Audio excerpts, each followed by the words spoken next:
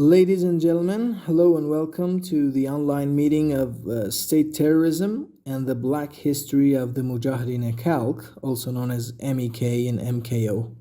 I'm your host, Ali Rezvanpour, political expert and analyst. I'm honored to be with you today with this meeting focusing on the issue of state-backed terrorism. Well, to begin with, I would like to provide you with a definition of the term. State-backed or state-sponsored terrorism is terrorist violence carried out with the active support of national governments provided to violent non-state actors. States can sponsor terrorist groups in several ways, including but not limited to funding terrorist organizations, providing training, supplying weapons, providing other logistical and intelligence assistance, and hosting groups within their borders. Because of the pejorative nature of the word of state-backed terrorism, the identification of particular examples are often subject to political dispute and different definitions of terrorism. Now, to narrow down the topic of this meeting, I should elaborate more on the heinous and black history of the Mujahideen-e Khalq, a group formerly entitled as a Foreign Terrorist Organization, or FTO, by European and the USA for years.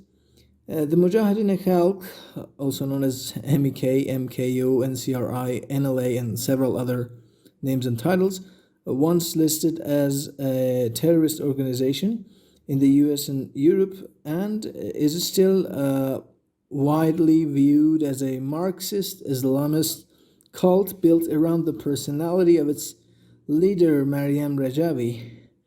This group is holding annual gatherings in Europe every July, for which they pay large sums of money to politicians, artists, celebrities, etc., to participate and to whitewash the terrorist nature of this group. This year's gathering was supposed to be on August 23rd, 2022, which was later postponed by the Albanian government due to security warnings.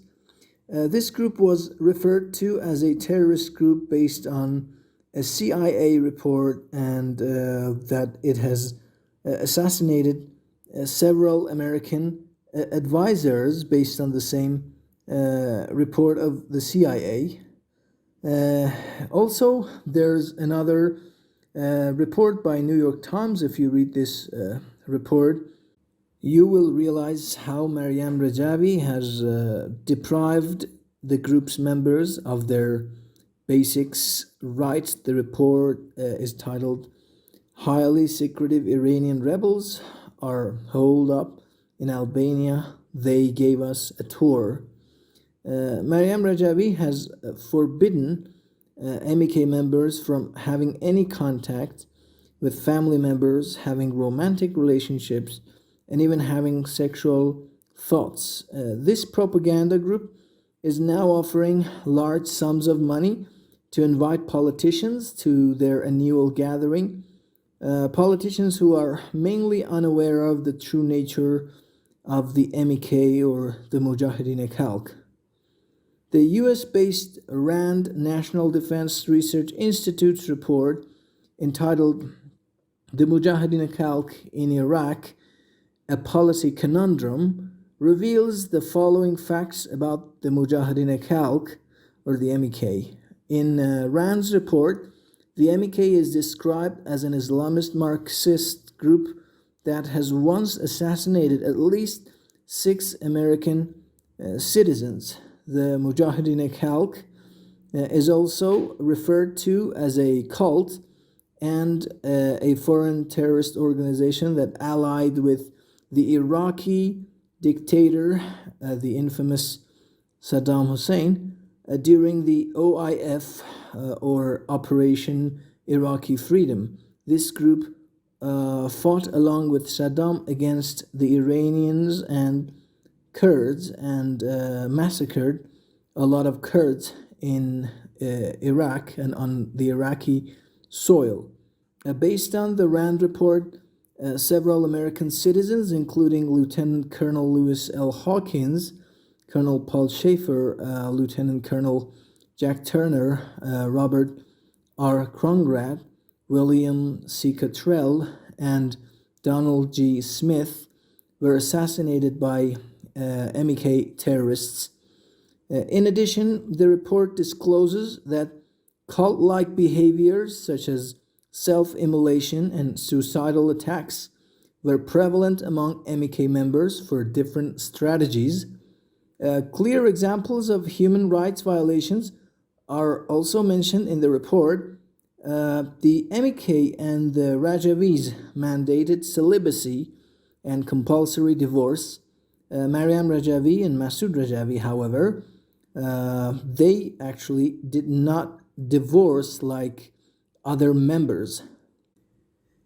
Inside the Mujahedin-e Khalq cult-like group, disagreeing with the leaders, listening to foreign radio stations, making personal phone calls, communicating with family members, and even having sexual thoughts are all forbidden by the group's leaders. Well, now our respected guests today are going to be as following. Mr. Olsi Jazeksi, the Canadian Albanian University professor, journalist, and political commentator based in Malaysia. Danielle Pereira, journalist and political commentator from Italy. Georgi Thanasi, university professor and political commentator and journalist from Albania. Dr. Robert Fantina, the university professor, human rights activist, political commentator, and journalist from Canada. And Yaqub Meraji, the defected member of the MEK living in France. Now, ladies and gentlemen, I'd like to have your undivided attention to listen to Professor Olsi Jazeksi, our first speaker. Dear friends, Assalamu alaikum. This is Dr. Olsi Jazeksi speaking from Kuala Lumpur, Malaysia. I'm originally an Albanian and a person who studies a lot the history of Islam and the clash between Western colonialism and imperialism and the world of Islam. Now, as many of you might know, my country, my original country, Albania, since the year 2013 has become a base for the Mujahideen al-Khalq terrorist organization. An organization which originated in Iran, which has committed many crimes and massacres against the Iranian people, which was used by Saddam Hussein against Iran, and which since the year 2013 started to move out of Iraq, and at present it is in Albania. This organization came to my country without the consensus of the people of Albania. For those of you who know how the Eastern European countries are run since the fall of the Soviet Union, we have the US embassies which decide about what our countries and politicians should do. And this is what happened with the Mujahideens in Albania. The first group of the Mujahideens came to Albania in 2013, and the final group of the Mujahideens came to my country in the year 2016. It is a very interesting coincidence that in the year 2012, the then foreign minister of Israel, Avigdor Lieberman, opened the embassy of Israel in Albania. So 1 year after the opening of the Israeli embassy, we have the first groups of the Mujahideens coming to Albania. After the Mujahideens came to Albania in 2013, in 2014, the Albanian government was ordered by the US Embassy in Tirana to create a special police force known as the Anti-Terror Police. This police of counter-terrorism is in a way like you had, for people who are from Iran, you had the police of Vivak, the secret police of Vivak, which was established by the Shah in order to persecute the Muslim community of Iran. So in 2014, we have the counter-terrorism police established in Albania. And then in 2016, we will have the bulk of the Mujahideens coming to my country, Albania. In the time, it was the US Secretary of State, John Kerry, which brought the Mujahideen to Albania. When the Mujahideens were brought to Albania, their coming or their presence caused a big unhappiness and uproar in the country. Many journalists, many medias, many public personalities, they protested the Mujahideen presence in my country.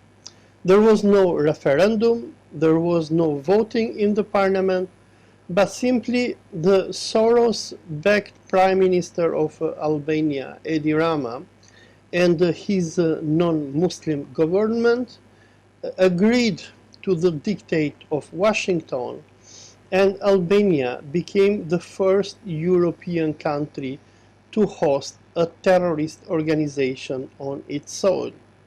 Now, in the year 2016, when the Mujahideens came to Albania, we have a mega operation by Mossad in November 2016, when a football match was going to be held between Albania and Israel in the city of Shkodra. Mossad claimed that Albanian Muslims were planning to kill Israeli football players, and they forced the Albanian authorities to make mass arrests. Now, with the chaos that Mossad created, even though all the people who were arrested on orders of Mossad and Israel in Albania later were found to be innocent. Now, what happened with the chaos that Israel created, we had the Mujahideens who started to establish their presence in my country. In the year 2016, 2017, 2018, the Mujahideens faced many defections. A court document which was released by the special court of Albania like a month ago, a document which was written by MEC and was used by our anti-terror police to intimidate and harass the Mujahideen defectors. Among others, in this document, it was stated that since the coming of the Mujahideen in Albania, around 400 of them have left the organization. So, the year 2016, 2017, 2018 were a time of crisis for the Mujahideen presence in Albania. They had mass defections. Many Mujahideens managed to leave the organization. This thing created a lot of panic in the leadership of the Mujahideen cult, and with funding from probably Saudi Arabia or the Americans or Bahrain or United Arab Emirates, the Mujahideens, they established their paramilitary camp of Manza in the town of Manza in the county of Durrës in Albania. From 2018 until today, the Mujahideens act in Albania as a state within a state. After establishing themselves in a military form in my country, the Mujahideens have started a very aggressive propaganda against Iran in Albania, but not only. The Mujahideens, they use their base of Manza as a center of propaganda and terrorism against political Islam, and in particular against the Islamic Republic of Iran. Now, during their presence in Albania, the Mujahideens, they have been involved in many mediatic, political, and criminal scandals. Some Mujahideen members have been caught by Albanian police raping little children. Others have been arrested and jailed for burglary, for breaking into people's properties and stealing them. And in 2021, the Albanian police even arrested two top Mujahideen officials, among them Narges Abrishamchi, the sister of Mehdi Abrishamchi, who is the first husband of Mariam Rajavi. So she, together with another Mujahideen, were caught smuggling drugs to Italy. The Mujahideens have built a network, a mafia network, of human and drug smuggling into Europe. The neighboring countries of Europe, Greece and Italy in particular, are very concerned about the Mujahideen activity in Albania. Now, since the year 2018, the Mujahideens have started to use their paramilitary base in the town of Manza, even to stage global meetings with their anti-Islamic and Zionist supporters who come from United States, Europe, and other parts of the world. And in their meetings, and especially in their yearly meeting that they call the Summit of Free Iran, the Mujahideens promote the imperialist agenda of United States and Israel against Iran. For people who follow and analyze what happens in these meetings, there are a number of things that the Mujahideens do through their meetings with these mainly Western officials. Number one is that they attack the Islamic Republic of Iran. They attack the institution of Vilayat al-Faqih. They attack the religion of Islam, but they attack even the unity of the Islamic Republic of Iran. Separatist anti-Iranian groups like the Baluch movement, the Ahvaz movement, the Kurdish movement, etc., are invited into these meetings. And for the people who have read the 10 points of Mariam Rajavi, Rajavi promises to the ethnic groups of Iran autonomy one day if Mariam Rajavi will take power. So, in few words, the policies of the Mujahideen towards Iran from Albania follow what we in the West know and call the New Middle East Project.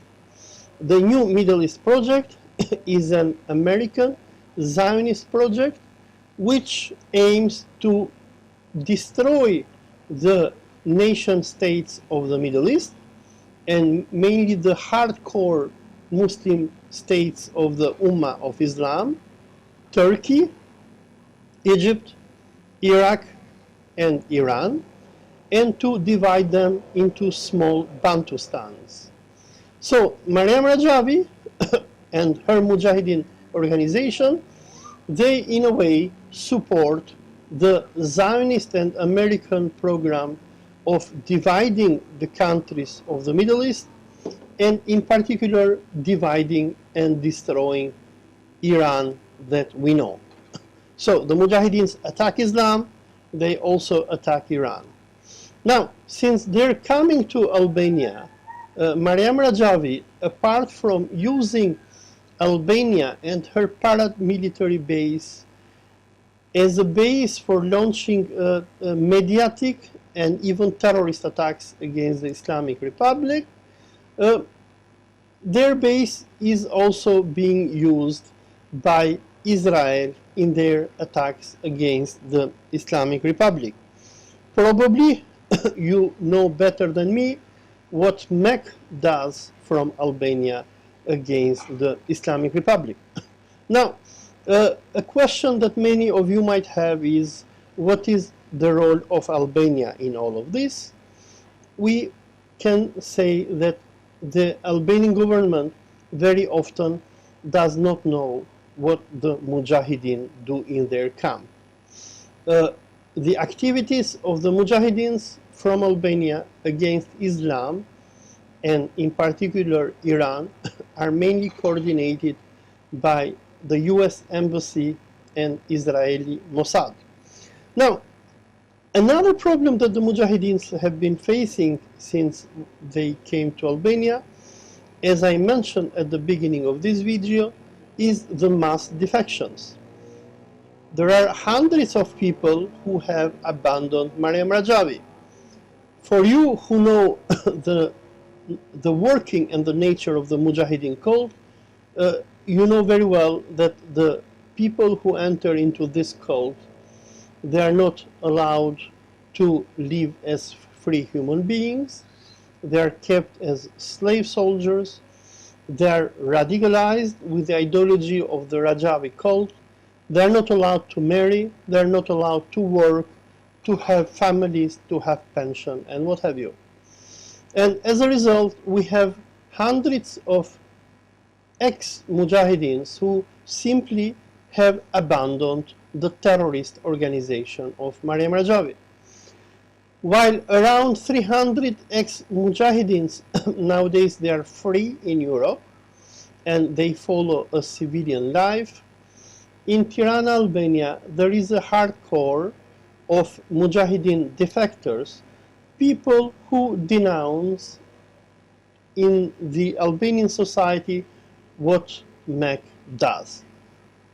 Since 2018, MEC has launched a war against the defectors.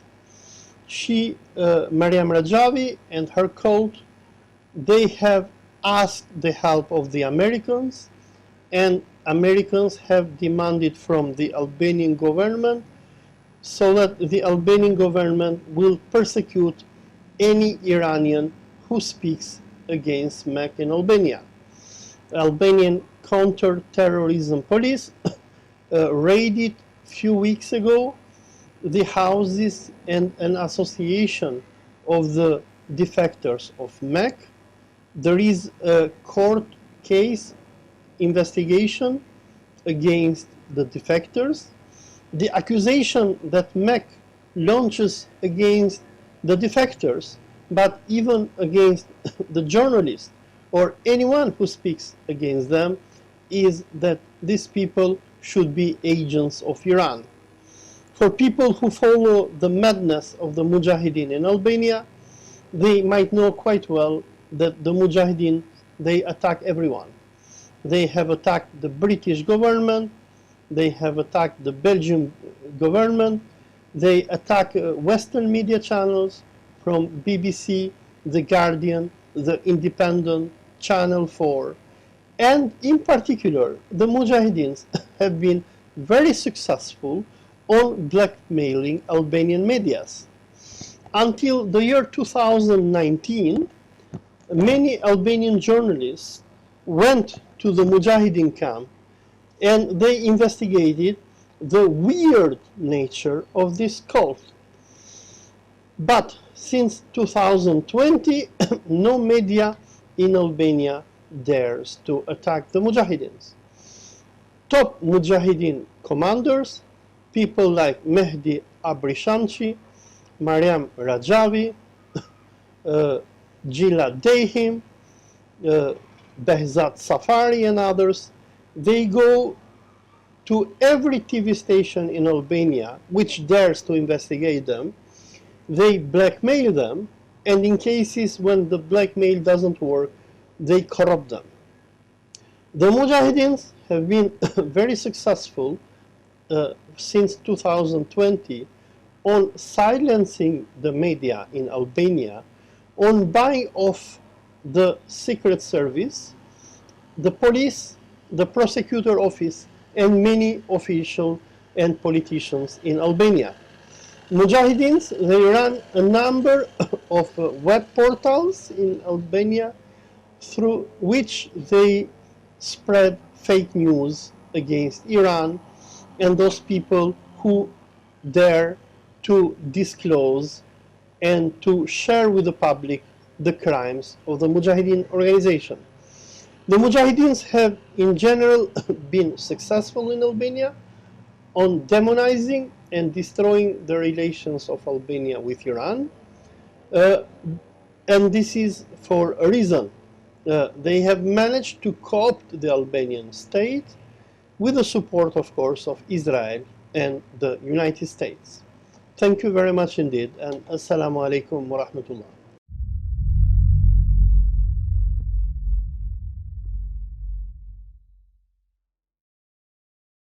Thank you so much, Professor Olsi Jazeksi, and thank you, our dear viewers, for being patient enough to listen to Professor Jazeksi elaborating more on the terrorist group of the MEK. Now our second speaker is going to be Mr. Pereira, Daniele Pereira, journalist and political commentator from Italy. Good morning to everyone. I'm very honored to have the possibility to speak in such an important event.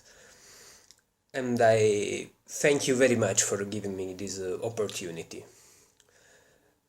I personally believe, and I'm sure of it, that Italian people and Iranian people are close friends. Our people are actually historically friends. Unfortunately, some members of maybe the majority of the Italian political elite don't think in the same way. They don't believe so, or maybe they pretend that they don't believe what is actually a matter of fact. Why they don't believe so? Italy, again, unfortunately, is not a sovereign country like Iran. Italy cannot really have an independent foreign policy. Italy is tied to the Atlantic Alliance, NATO, and its territory is occupied by American military bases since 1945. Thanks to the American sanctions to Iran, Italy lost more than 25 billions in trade agreements with the Islamic Republic. So as we can see, Italian political leaders are not even allowed to push the national interest. The Italian national interest is subjected to the American geopolitical interests.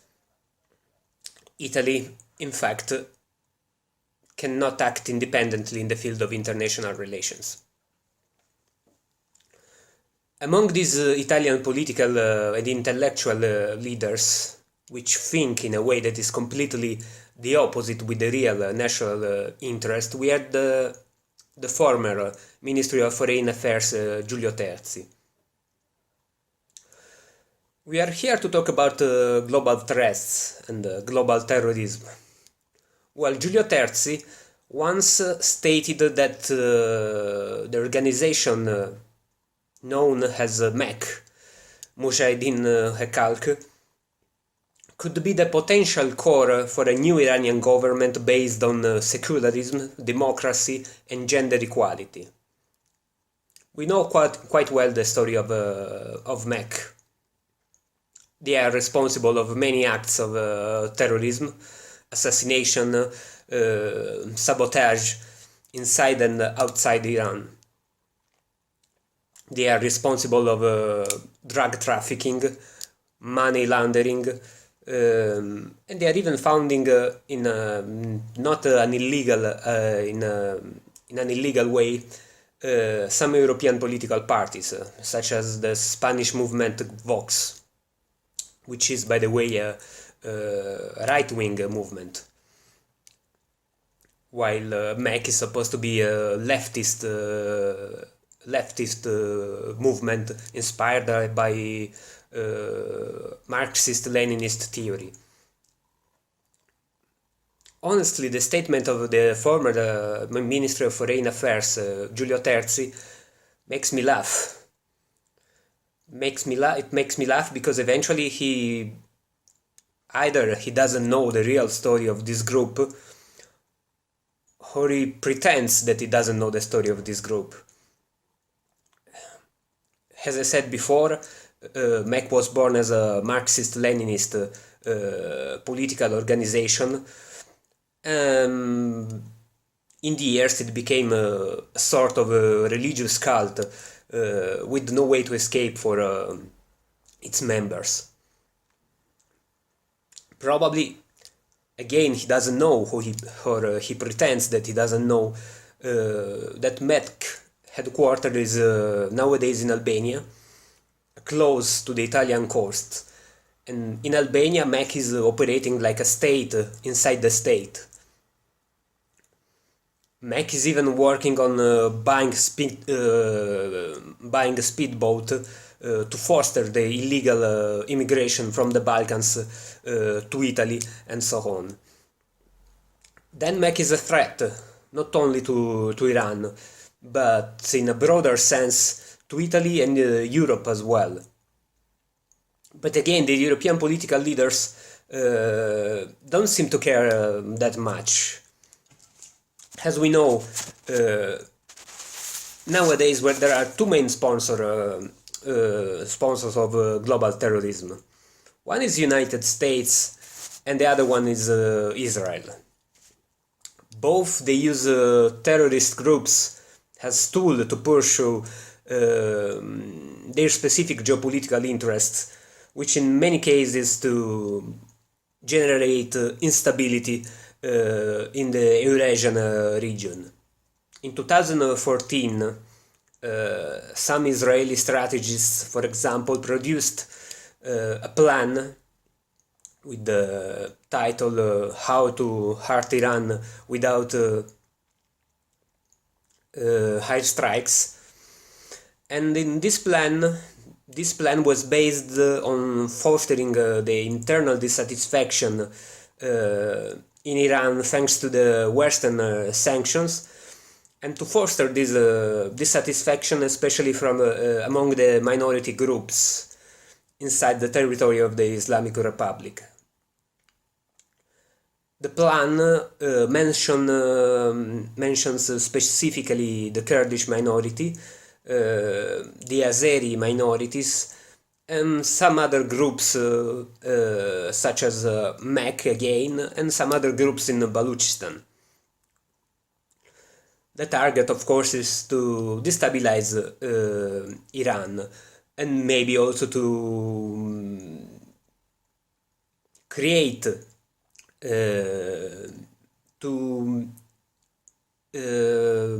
transform Iran in a puzzle of many different states. We know, for example, that agents of Mossad and CIA are training and providing logistic and equipment to some groups that again operates in Baluchistan at the border with Iran and Pakistan. Since Iran cannot really trust in a partnership with Europe to fight these threats, the only possibility, in my opinion, is to build and improve a strong regional cooperation with its neighbor countries, again such as Pakistan and Turkey, first of all.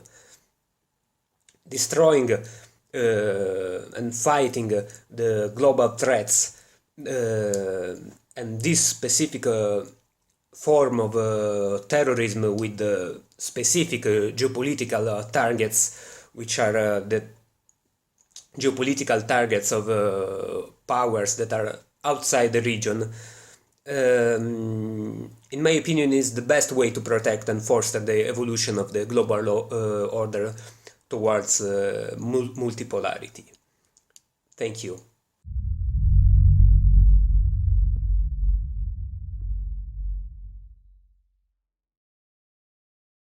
Well, we are genuinely grateful of Mr. Pereira elaborating more on the nature of the Mujahedin-e Khalq, or MEK. And now we are going to be honored to have Mr. Jadi Thanasi, university professor and political commentator and journalist from Albania. Ladies and gentlemen, allow me to introduce myself. I am Geri Sanasi. I am an Albanian journalist specialized in investigative journalism. I also lecture at Durrës University, Alexander Moisiu. Well, about MEK, the infamous, the notorious MEK, known also as Rajavi cult. I'm not going to discuss about MEK problems with Iran, their crimes and things like this. As an Albanian patriot, I'm discussing about what MEK represents in Albania. My opinion is that MEK is a security threat to my dear homeland, to my Albania. I am forwarding you several facts. Almost 1 month ago, a special court called Special Body Against Corruption and Organized Crime, SPAK in Albanian, issued a search warrant for homes, cars and offices of Iranian members of an NGO called Asila, which had its headquarters in Tirana. Good. The search warrant was signed by the Honorable Judge Etleva Deda and by the public prosecutor, Mr. Vladimir Mar. There was something in this search warrant. It was written black on white that 300 members of MEK, based in the so-called Ashraf 3 camp in Manas, Durrës municipality. Durrës is the main port of Albania and the second city in my country, were not anymore present in Albania. They had gone to EU countries illegally because they have no passports, no travel documents, nothing. So 300 ex-MEK persons are roaming in European countries. Why they are a security threat to European countries and of course to Albania? There are tens of thousands, hundreds of thousands of refugees in Europe, and it's something, but it's not a big deal. These 300 are special because they have either battlefield experience or they have formally been trained into military matters. Some of them have their hands stained with blood. It may be Iranian blood, Iraqi blood, what they call Guruk and Abd in Iraq, Kurdish blood, and a little bit of American blood too. So some of them are murderers, some of them have battlefield experience, some of them have been trained in using weapons, ammunition, explosives, booby traps, improvised explosive devices, etc., etc. And these people are roaming in European countries. They are somewhere in Europe. They are off the radar of the European law enforcing organizations, secret services, and etc. This is a clear and present danger to NATO member countries. My Albania is a NATO member country, so we have exported to our allies a security threat. Instead of exporting security, we have exported a security threat. And this is grave. I am giving names, not just this figure of 300 ex-MEK members in Europe. For example, Behzat Hebatsahi, Shahdost Kubadi. They allegedly used to work as bakers in Tirana. They are not anymore in Tirana, the capital city of Albania. They are somewhere in Europe. Their bakery had identification numbers for the purpose of our Inner Revenue Office. The identification number is Mike Oscar 2114023 Mike. So I'm giving names and identification numbers, not just words. Another thing, several persons from January up to now, there are a dozen of them, have crossed illegally to Europe, mainly Greece, and they are using Greece as a kind of springboard to reach other European countries, Germany, France, Sweden, etc., etc. I'm giving names. Navid Danapar, he crossed to Greece from January up to now, and maybe he has managed to reach Germany. Hadi Arbadi, another name, Daigush Nagafi, also to Greece. Asgar Kalatech, also to Greece. There is a very nice video of Asgar picking onions in the somewhere in Attica prefecture, in the outskirts of Athens. Other names, Bijan Kademi and Somara Bazazian. They quitted MEK, they married in Tirana, and MEK, in order to shut their mouths up, paid money to Afghan mafia and Albanian mafia, and they were spirited away into Greece, meaning they crossed illegally the land border from Albania to Greece. Their destination is Germany. I don't know whether they have reached Germany or not. Together with them is their brother, the brother of Somara, Mehrdar Bazazian. So, ladies and gentlemen, I offered names, not just words. All these persons and more and several others from January up to now crossed illegally Albanian border. This is a criminal offense in Albania. It is a kind of the secreto di Pulcinella, as the Italians say, so everybody knows that MEK is in collusion with Albanian mafia and Afghan mafia in Greece, especially Dahri-speaking Afghan nationals, in order to organize a ring of smuggling human beings, in this case, ex-MEK members. This is a threat to Europe. As I said before, my Albania is exporting terrorists, or let us be more polite, ex-terrorists to Europe.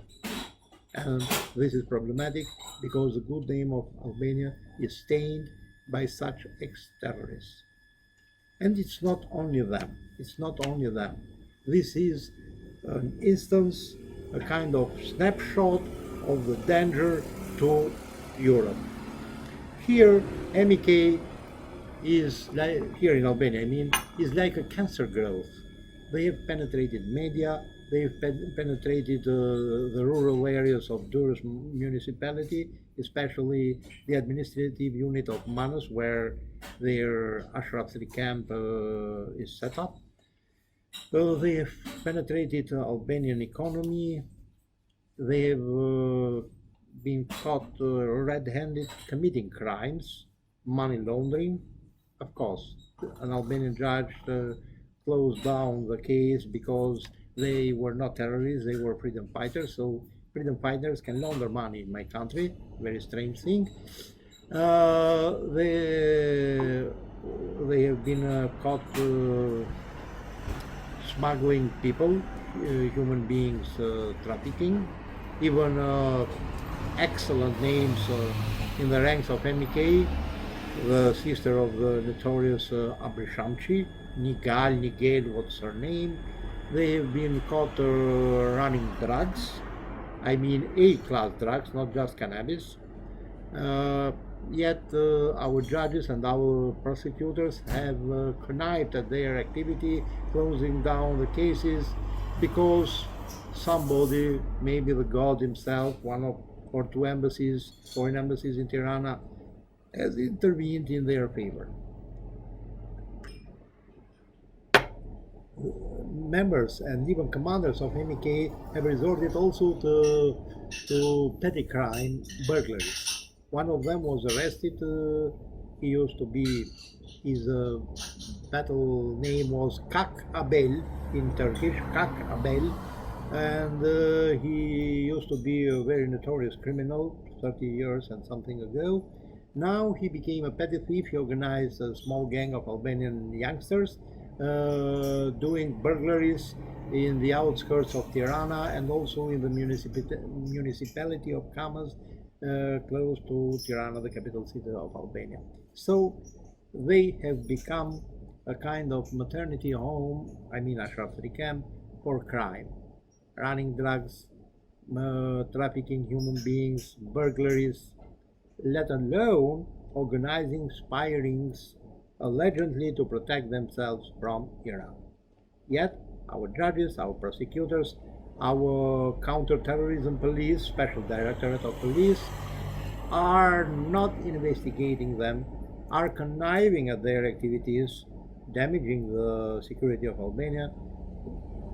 Yet, they are focusing on ex-members of MEK who do not want anymore to become jihadists, who do not want anymore to fight against Iranian people to change the regime there in Tehran, who want to live a normal life in Tirana, to enjoy themselves, to work, to eat, to go to cinema, to go swimming, to go skiing, to play football, maybe to fall in love and to marry Albanian girls. The only thing they do not want, those who have separated from Rajavi's cult, is they do not want anymore to do jihadi work, to become Mujahideen, to fight against Iranian people in order to change the regime in Tehran. Our police, especially counter-terrorism police, is focusing on them. There are a lot of words, a lot of propaganda, and a lot of money going to Albanian media to portray them as criminals, spies, Iranian terrorists. The fact is that when the police searched their flats, their cars, their offices, found no drugs, no weapons, no ammunition, no explosive, no nothing. Even they did not find even large sums of money, maximum 1,300 euros, which is not something big in Albania. They absolutely found nothing. Of course, the police seized mobile phones, laptops, desktops, etc., but they found nothing. And it's not the first time that our police boasts of busting a ring of spies or terrorists coming from Iran and arresting nobody, seizing no weapons, no ammunition, no explosives, no money, seizing no cars, no nothing, no real estate, absolutely no nothing. So this is the problem. We pay taxes as Albanians because we want to be protected by our police force, by our secret service against threats, and we are not protecting. A bunch of ex-terrorists, some 2,500 of them, in Manas, between Tirana, the capital city, and Durrës, the main port of Albania, are running amok. Of course, most of these people in that infamous camp called Ashraf are victims. They are serfs of Miriam Rajavi, that cult leader. Yet there are criminals among them.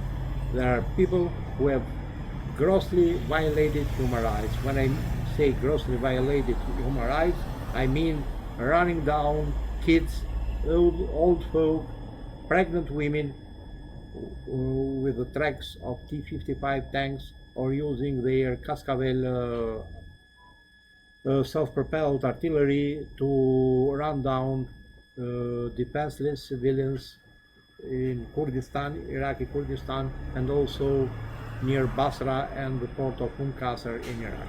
Such criminals are in Manas in my country. Is it a security threat to my country? I leave it to you.